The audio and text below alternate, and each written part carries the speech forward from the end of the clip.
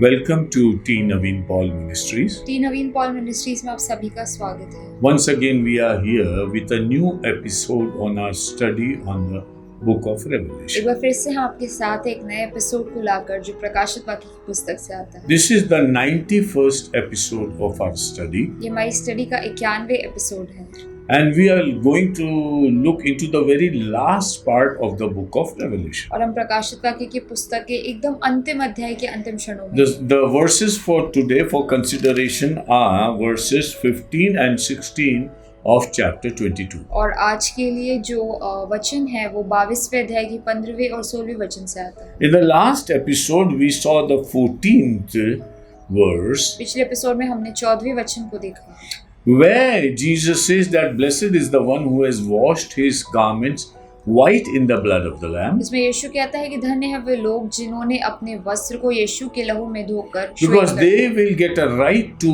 access the tree of life, क्योंकि उन्हें वो अधिकार मिलेगा कि वे जीवन के वृक्ष के वारिस हो and they will also enter through the gates into the city. और वे उस नगर में फाटकों के द्वारा प्रवेश पाएंगे। The tree of life and the gates of New Jerusalem. जीवन का वृक्ष और नए यरूशलेम के दरवाजे These are all found only in New Jerusalem. ये सिर्फ नए यरूशलेम में पाए जाते हैं। So these are accessible to the people who have washed their garments in the blood of the Lamb. और ये सिर्फ उन लोगों को मिलते हैं जिन्होंने अपने वस्त्र मेमने के लहू में धोकर श्वेत They have received the ultimate because Jesus is the Alpha and Omega, उसने उन लोगों ने उस अनंत को पा लिया है क्योंकि यीशु ही आदि और अंत और अल्फा और ओमेगा है and also the first and the last. और पहला और अंतिम। But he says that there could be people who will think that they will also enter into these places. लेकिन वहाँ पर ऐसा लगेगा कि कुछ लोग ऐसे हैं जो सोचेंगे कि वो भी उस फाटकों के द्वारा प्रवेश So करेंगे। Jesus says very clearly, categorically, but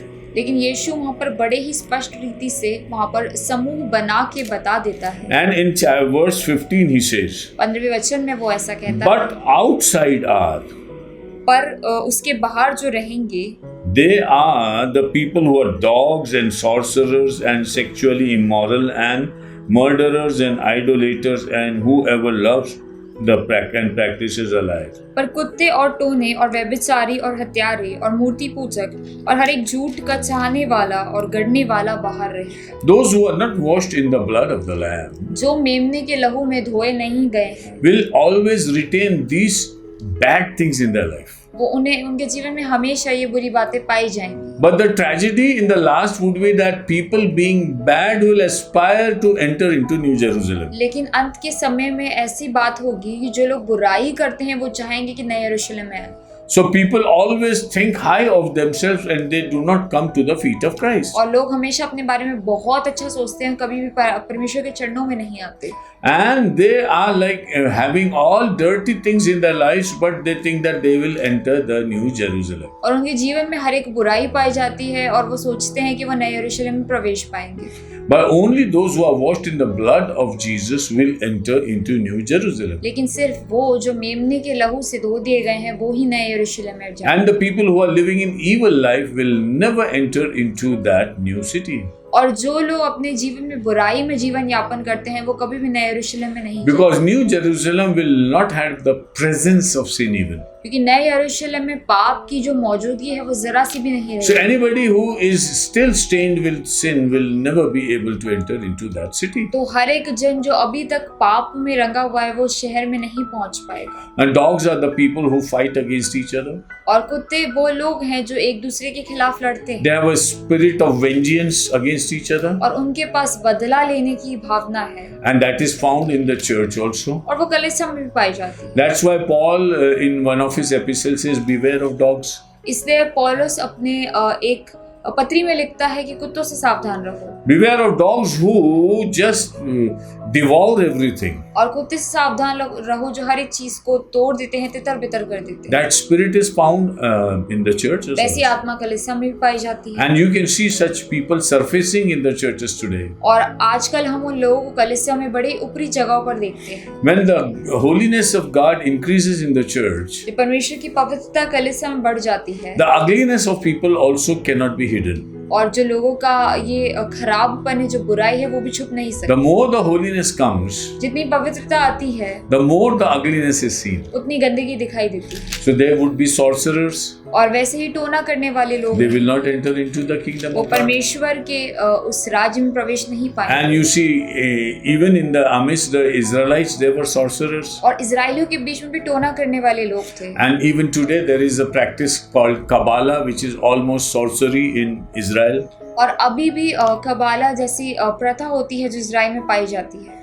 And the sexually immoral people. और जो व्यभिचारी लोग हैं, You see, sexual immorality is growing like anything. और व्यभिचार ऐसा बढ़ रहा है जैसे कुछ है ही नहीं। Because Adam and Eve came to know that they are naked. और आदम और हवा को पता चला कि वो नग्न है। So the first instance they tried to cover और themselves पहला जो उनका विचार था, उन्होंने चाहा कि अपने आप को ढके and cover their nakedness. और अपने नंगेपन को ढांक ले। But as the days pass by, लेकिन जैसे दिन बीत रहे हैं, man is becoming so stubborn that he is so sexually given to things that he doesn't want to cover himself. और मनुष्य इतना ज्यादा ढीठ हो गया है, वो इतना ज्यादा बातों में लिप्त हो गया है कि वो अपने आप को ढकना नहीं चाहता। And needless to say anything about it. और इस बारे में कुछ कहने की जरूरत ही It's not worth speaking even. और ऐसे शब्द भी नहीं है कि हम बोल पाए, Because the ugliness of the sexual immorality is seen everywhere. कि व्यभिचार की गंदगी हमें देखी जाती है। There are people who say they have a license in religion to practice sexuality. और कई बार लोग कहते हैं कि उनके पास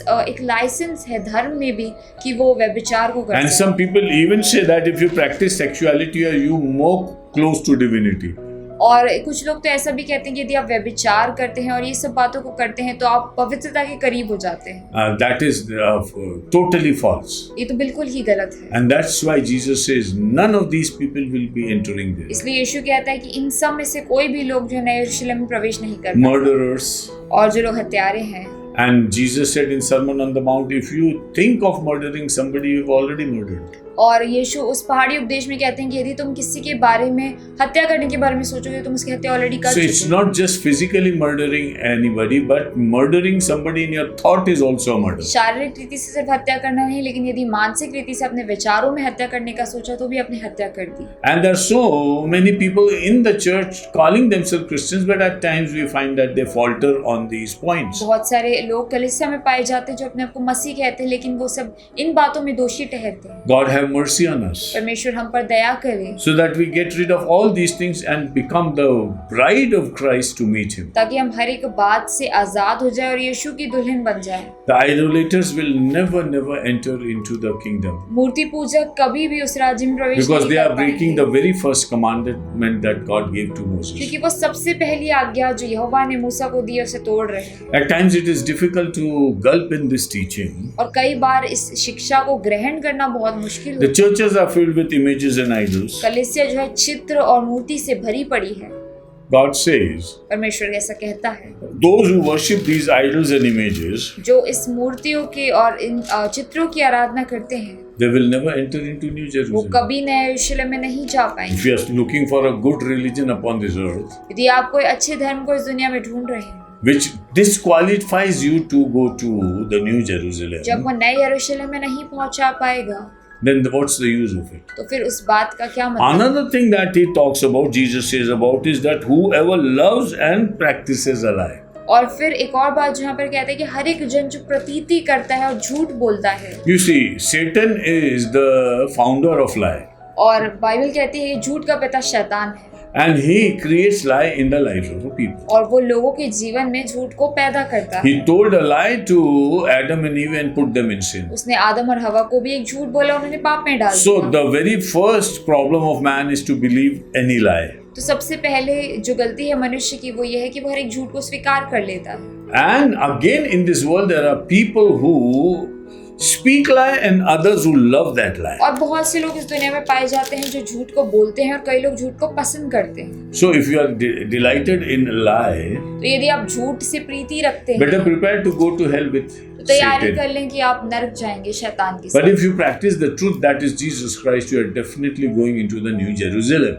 लेकिन यदि आप सत्य में रहते हैं जो सत्य यीशु है तो आप जरूरी है कि आप नए यरूशलेम जाएंगे। So, continuing with this, इस बात से आगे बढ़ते हुए Jesus finishes his statement that blessed are those who will enter into New Jerusalem, and there are so many who will not enter into it. और यीशु कहते हैं कि धन्य है वे लोग जो नए यरूशलेम में प्रवेश पाएंगे, लेकिन कई लोग नए यरूशलेम में प्रवेश नहीं पाएंगे। And it is very clear, and it's the final word of Jesus और ये Christ. बहुत स्पष्ट है और यीशु का जो है अंतिम वचन है, You cannot alter it in any way. आप उसे किसी तरीके से बदल नहीं सकते। It's not just a statement, it's a declaration of Jesus ये Christ. सिर्फ एक वाक्य नहीं है, ये यीशु की घोषणा है।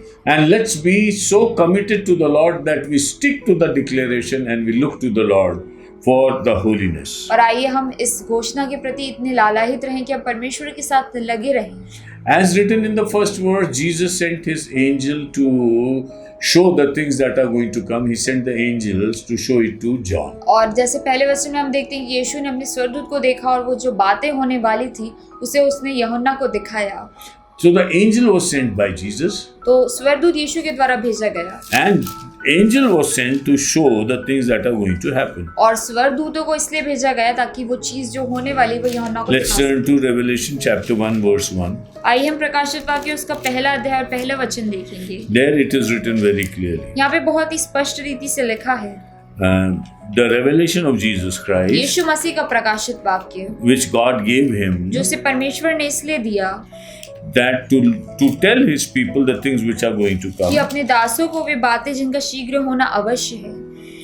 And he sent his angel और उसने अपने स्वर्गदूत को भेजकर up to show his servant John उसके द्वारा अपने दास यूहन्ना को the things that are going to happen. बताया। A similar verse is here. और वैसा ही समान वचन यहाँ पर है। He says, I, Jesus, have sent my angel to testify to you these things in the churches. मुझ यीशु ने अपने स्वर्गदूत को इसलिए भेजा कि तुम्हारे आगे कलीसिया के विषय में इन बातों की गवाही दे। Now, when he was sending, he's saying, I'm sending. जब वो भेज रहा था तो वो कहता है कि मैं भेज When रहा he हूँ। sent and completed everything, he said, I have sent. जब उसने भेज दिया और काम हो गया है तो उसने कहा कि मैंने भेज दिया। We should be very happy and satisfied with whatever is revealed to us in the book of Revelation. हमें बहुत ही खुश और आनंदित होना चाहिए उन सभी बातों के लिए जो हमें प्रकाशित वाक्य की He पुस्तक said द्वारा- he's sending the angel, and the angel disclosed many things to us. वो कहता है उसने स्वर्गदूत को भेजा और स्वर्गदूत ने बहुत सारी बातें हमें बता दी। And that's why when John wanted to bow before the angel, angel said, don't bow before me. इसलिए जब यूहन्ना स्वर्गदूत के आगे दंडवत करना चाह रहा था तब स्वर्गदूत ने कहा कि मेरे आगे दंडवत मत करो। Jesus is only the one who is to be worshipped. यीशु ही है जिसकी आराधना करना है। And that's why he said, I sent my angel to testify to you these things in the churches. इसलिए वो कहता है कि मैं अपने स्वर्गदूत को भेजता हूँ ताकि ये सभी बातों की गवाही कलीसियाओं में दे। Now, he wants to testify to the churches. वो कलीसियाओं में गवाही देना चाहता है। Now, the purpose of the book of Revelation is to testify godly things in the church. प्रकाशित वाक्य का उद्देश्य ये है कि परमेश्वर की बातों का कलीसिया में गवाही The देना। testimony of the book of Revelation cannot be taken by the world as it is. और प्रकाशित वाक्य की पुस्तक की जो गवाही है वो दुनिया के द्वारा ऐसे नहीं ले जा सकती। If you want to get the revelation, the mysteries opened, given in Revelation, you have to be a church. यदि आपको प्रकाशित वाक्य की जो भेद है उसको समझना है, उस प्रकाशन को जानना है, तो आपको कलीसिया होना बहुत जरूरी है। And he says to different churches, it's not just to one church. सिर्फ एक कलीसिया को नहीं कहता, सारी कलीसिया को। And he says, and Jesus sent my angel to testify to you these things in the churches. और वहाँ पे लिखा है मुझ यीशु ने अपने स्वर्गदूत को इसलिए भेजा कि तुम्हारे आगे कलीसियाओं के विषय में गवाही। So many churches are there. बहुत सारी It कलीसिया, was not just the 7 churches that are talked about, सिर्फ 7 कलीसिया नहीं है जिनके बारे में बात की but गई, many churches who see the testimony of Jesus Christ in the book of लेकिन Revelation. अनेक कलीसिया जिनने यीशु की गवाही प्रकाशित वाक्य की पुस्तक में देखी है। Because whatever is shown to us is known to God. जो कुछ भी हमें दिखाया गया वो परमेश्वर को पता है। See, talking to Nicodemus, Jesus says, when I talk things of the world, you don't believe. और निकोदेमुस को बात करते हुए यीशु कहता है कि मैं जब दुनिया की बातें करता हूँ तो तुम विश्वास नहीं करते। When I talk things of heaven, how would you believe? जब मैं स्वर्ग की बातें करूंगा तुम कैसे विश्वास See, करोगे? I am there who knows everything from heaven. देखिए मैं हूँ जो हर एक बात को जानता हूँ, जो And I स्वर्ग- testify and say, yes, this is there because I witness it. और मैं उसकी गवाही देता हूँ, मैं कहता हूँ कि मैं उसे जानता हूँ। He doesn't only have a big role to play in Revelation, but he's also a witness to the revelation. और उसका एक बड़ा एकमात्र जो है रोल नहीं है प्ले करने का बस, लेकिन वो हर एक बात की गवाही भी देता है। So he works out revelation and he testifies revelation. तो वो जो प्रकाशन के काम को भी करता है और प्रकाशन की गवाही भी देता है। This is very important. ये बहुत महत्वपूर्ण है, We need to understand this. हमें इस बात को समझना है। And I want the churches to understand this. और मैं चाहता हूँ कि कलीसिया इसे समझे। One of the problems of the churches एक is कलीसिया की प्रॉब्लम जो है वो ये है, they say that the church will not be there when this book of Revelation is going to happen. The church will not be और there. बहुत से लोग ऐसा कहते हैं कि जब प्रकाशित वाक्य की पुस्तक से घटनाएं होंगी तब कलीसिया रहेगी ही नहीं, Because from chapter 4 to chapter 19, क्योंकि चौथे अध्याय से 19वें अध्याय तक कलीसिया की there is बात, no talk of the church. कोई कलीसिया की बात नहीं So होगी। church is away and things are happening upon this तो earth. कलीसिया अलग हो जाएगी और दुनिया में बातें होगी। Revelation is for the church and nobody else. प्रकाशित वाक्य तो सिर्फ कलीसिया के लिए और किसी And और it's के लिए नहीं। not just saying that these things will happen and you will not be there. Then what is the point giving the revelation? और फिर ये कह देना कि ये सब बातें होंगी तो कलीसिया रहेगी ही नहीं, तो फिर प्रकाशित वाक्य देने का अर्थ क्या है? And it would have been very easy for people to know everything in heaven in the bosom of Jesus Christ. और यदि लोग स्वर्ग में रहते और यीशु की उपस्थिति में हर एक बात को ऐसे ही There was जानते, no necessity for the book of क्या Revelation. जरूरत थी प्रकाशित वाक्य की पुस्तक की? But everybody who is in the upon this earth witnessing the holiness of Jesus Christ is there to testify whatever God has revealed in the book of तो Revelation. हर एक व्यक्ति जो यहाँ पर मौजूद है और जो यीशु की गवाही देता है, उसके लिए प्रकाशित वाक्य की This revelation is going to be a master stroke in the last days. और ये प्रकाशित वाक्य की जो पुस्तक है अंत के दिनों में बहुत लाभकारी सिद्ध होगी। And because the sin will be there, satanic works will be there, just reading the book of Revelation will be like a slap upon their face. और क्योंकि पाप रहेंगे, शैतान के काम रहेंगे, इस प्रकाशित वाक्य की पुस्तक को बस पढ़ना ही शैतान के कामों का सामना कर The church doesn't have to do anything, just read and testify and declare the book of Revelation. कलीसिया को कुछ नहीं करना है, सिर्फ प्रकाशित वाक्य की पुस्तक को पढ़ना है और इस बात की गवाही देना It है। is given by God as a boon to the church. परमेश्वर के द्वारा कलीसिया के हित में दिया गया है, And that's why we have to cherish it. इसलिए हमें इसे के साथ आनंदित रहना है। I am the root and the offspring of David, मैं दाऊद का मूल और वंश हूँ the bright and morning star. और भोर का चमकता हुआ तारा हूँ। Now Jesus is introducing himself. यीशु अपने आप के बारे में हमें बता रहा है। I have sent my angel मैंने अपने स्वर्गदूत को भेजा है and I am the only Lord and God upon this earth. और मैं एकमात्र प्रभु हूँ जो यहाँ पर हूँ। I am the root and offspring मैं of David. दाऊद का मूल और वंश हूँ। Can you be two things at the same time? क्या आप दो बार में एक चीज हो सकते हैं? Can you be the root also and offspring also? क्या आप मूल भी बन सकते हैं और वंश भी बन सकते हैं? Can you tell your father that I am your father? क्या अपने पिता से कह सकते हैं कि मैं आपका पिता हूँ? Either you will be a child or a father. या तो आप बच्चे होंगे या आप पिता होंगे। Can you be both the things at the same time? क्या आप दोनों चीजें एक बार में हो सकते हैं? See, the eternity of Jesus Christ is proved here also. यीशु का अनंत यहाँ पर भी बता दिया गया है। And he is saying that I am the root and the offspring of David. और वो कहता है कि मैं दाऊद का मूल और वंश हूँ। So David comes out of Jesus तो दाऊद भी यीशु से आता है and Jesus comes out of David. और यीशु भी दाऊद से आता है। Now, this is a beautiful thing which is God's plan for this earth. और एक बहुत खूबसूरत बात है जो परमेश्वर की योजना पृथ्वी के लिए, It's rather impossible for anybody to understand in human terms. और ये किसी के लिए बहुत मुश्किल है मनुष्य की रीति से समझना। I would like a beautiful psalm to be quoted which Jesus also quoted during his teaching. और मैं इस वचन में आपको एक बहुत ही खूबसूरत भजन संहिता से एक वचन बता देना चाहूंगी जिसमें यीशु भी मौजूद है। And Jesus asked the people quoting this verse, why did David calls him his Lord? और यीशु जो है लोगों से पूछता है कि दाऊद क्यों उसे अपना प्रभु कहकर कहता है। This is beautiful. और ये बहुत सुंदर है। Psalm 110 and verse 1. भजन संहिता 110 और उसका पहला वचन, Please read it. मेरे प्रभु से यहोवा की वाणी यह, Jehovah, the Lord God Almighty, told my Lord. और यहोवा जो परमेश्वर है वो मेरे प्रभु से कहता है, मेरे प्रभु से यहोवा की वाणी यह है, तू मेरे दाहिने हाथ बैठ जब तक कि मैं तेरे शत्रुओं को तेरे चरणों की चौकी ना। So it's my Jehovah talking to my Lord. तो ये मेरा यहोवा है जो मेरे प्रभु से बात कर रहा है। And he says, sit at my right hand. और वो कहता है मेरे दाहिनी ओर बैठ, Unless I put everybody under your foot. तब तक मैं तेरे दुश्मनों को तेरे पैरों की चौकी ना कर दूं। Now this is a worship song that David writes about the coming Messiah. और ये मसीहा जो आने वाला है उसके बारे में दाऊद एक आराधना का गीत लिखता है। David is not sitting at the right hand of the Father to bring Satan under his foot. Dawood जो है वो परमेश्वर के दाहिने और नहीं बैठेगा कि शैतान को उसके पांव तले कर ले। It's Jesus who is going to sit at the right hand of the सिर्फ Father. यीशु है जो परमेश्वर के दाएं और बैठेगा। And Jesus is to be born generations after David. और यीशु का जो जन्म होना है वो दाऊद की बहुत सारी पीढ़ियों के बाद होना है। Yet David says, He is my Lord. इसलिए वो दाऊद कहता है वो मेरा प्रभु है। He calls Jesus his Lord. वो यीशु को अपना प्रभु कहता है। And Jesus asked this question to the people and the people were not able to answer. और यीशु ये प्रश्न लोगों से करता है और लोग इसे बता नहीं पाते। Why? Because the eternity of Jesus was not understood by the people. इसलिए क्योंकि यीशु के अनंत काल को लोग समझ नहीं पाए। But here Jesus says by himself, लेकिन यीशु यहाँ फिर से अपने आप से कहता है, I am the root and the offspring of David. मैं दाऊद का मूल और वंश हूँ। David is created by me.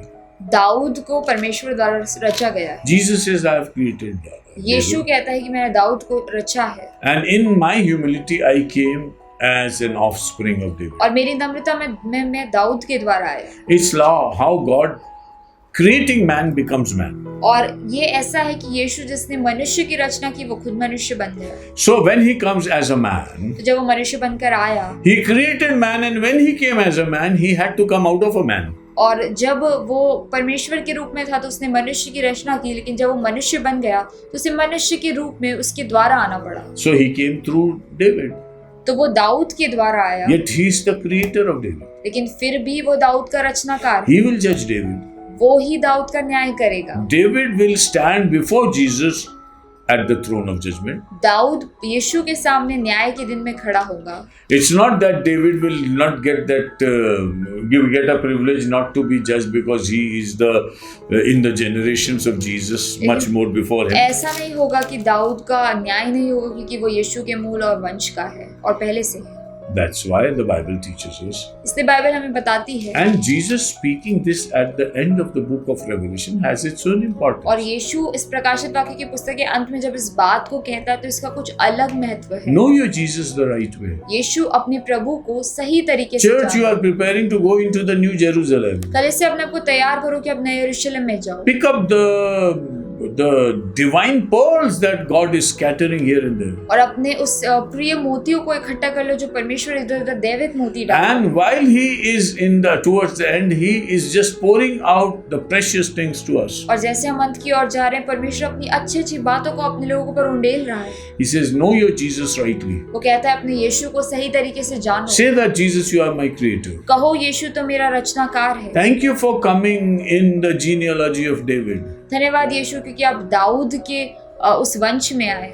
And you are the judge of all. और आप हर एक बात के न्यायी हैं। And then he says, the bright and morning star. और फिर वो कहता है कि मैं भोर का चमकता हुआ तारा हूँ। Now, as the morning comes, और जैसे सुबह होती है, before the sun rises, इससे पहले कि सूरज उगता है, there is a morning star that comes. और एक भोर का तारा है जो आता है। Though the first light comes from the morning star and not from the sun. तो पहली किरण जो है उजियाले की वो उस भोर के तारे से आती है। Similarly, in the life of humanity, Jesus is the morning star. और ऐसे ही मनुष्य के जीवन में यीशु ही भोर का तारा है।